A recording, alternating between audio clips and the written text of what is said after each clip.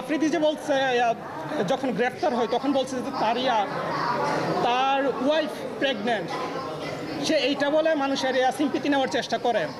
আর আমি যে বলছি যে আমার ওয়াইফ তখন 5 মাস নাকি 6 মাসের প্রেগনেন্ট ছিল, তখন তারা মজা নিচ্ছিল, বলতেছিল স্বপন আরও কান্না করে ভিডিও দাও।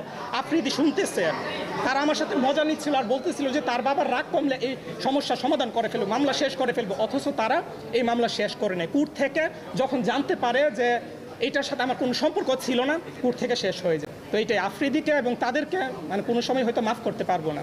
যখন আওয়ামী লীগ ছিল তখনই কিন্তু আমি ভয় পাই নাই। আমি যেই প্রতিবাদগুলো করি আমি মন থেকে কথা বলি, আমি কোনো স্ক্রিপ্ট দেখে কথা বলি না। মানে আমার মন থেকে যা আসে তখন সেটা নিয়ে আমি প্রতিবাদ করি।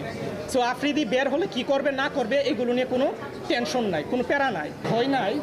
বাট আমি মানে জাস্ট চিন্তা করলাম যে আমি মামলাটা করি, কারণ তারা যেহেতু এখন পর্যন্ত ক্ষমা চাচ্ছে না, তাদের ভিতর তো মনুষ্যত্ব নাই। মানে ভুল করলে ক্ষমা করা যায়, কিন্তু অন্যায় করলে তাদেরকে যদি ক্ষমা করা হয়, তারা যদি ক্ষমা না চায় তাহলে তো ক্ষমা করা যায় না। কারণ অন্যায়কারীকে যদি ছাড় দেওয়া হয় তাহলে নেক্সটে তারা আরও অন্যায় করবে। যেই টপিক সেইটা হচ্ছে এডিটের মায়ের বাপ। তো এইটা আমি বানাই যারা সেলিব্রিটি তাদেরকে নিয়ে। সো তাদেরকে নিয়ে যদি ট্রোল করি তাহলে দেখা যাচ্ছে সেটা তারা ওইরকমভাবে নেই না, তারা মজা হিসেবে নেই। আমি বাংলাদেশে আমি বেশিরভাগই এডিটের মায়ের বাপ যে ভিডিওগুলো বা রোস্টিং ভিডিওগুলো এডিটের মাধ্যমে যেগুলো করি, এইগুলো করছি সালমান খান, শাহরুখ খান, অমিতাভ বচ্চন, মানে সব বাহিরের দেশে। কিন্তু আমাদের বাংলাদেশে একমাত্র আমি শাকিব খানকে করছি, কারণ তাকে আমি মনে করি যে সেলিব্রিটি এবং মানে সবার উপরে মনে করি। আর অনন্ত জলিল ভাইকে করছি, তাকেও ভালো লাগে এই জন্য। আর হয়তো হাতে গুনে আর কাউকে হয়তো আমি করি নাই।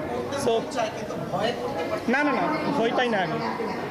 আমি ওইরকম কোনো ভয় পাই না, কারণ আমি মনে করি তারা এইগুলো